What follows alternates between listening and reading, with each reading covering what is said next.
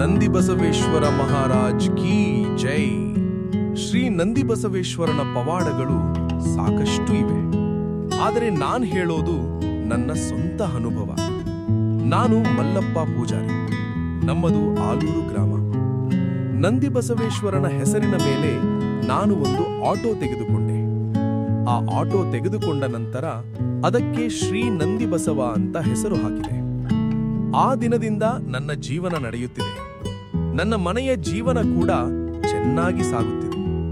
ಇದು ನಾನು ಮಾಡಿದ ದೊಡ್ಡ ಕೆಲಸವಲ್ಲ, ಇದು ನಂದಿ ಬಸವೇಶ್ವರನ ಕೃಪೆ.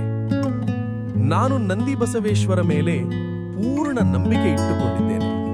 ಭಾರವಾದ ಭಕ್ತಿ ಇಟ್ಟುಕೊಂಡಿದ್ದೇನೆ. ಯಾವ ಕಷ್ಟ ಬಂದರೂ ಮೊದಲು ನಂದಿ ಬಸವೇಶ್ವರನನ್ನೇ ನೆನೆಸುತ್ತೇನೆ. ಅವನ ಹೆಸರನ್ನೇ ಹೇಳುತ್ತೇನೆ. ಅವನ ಮೇಲೆ ನಂಬಿಕೆ ಇಟ್ಟವನಿಗೆ ಅವನು ಕೈ ಬಿಡುವುದಿಲ್ಲ. ಅದು ನನ್ನ ಅನುಭವ.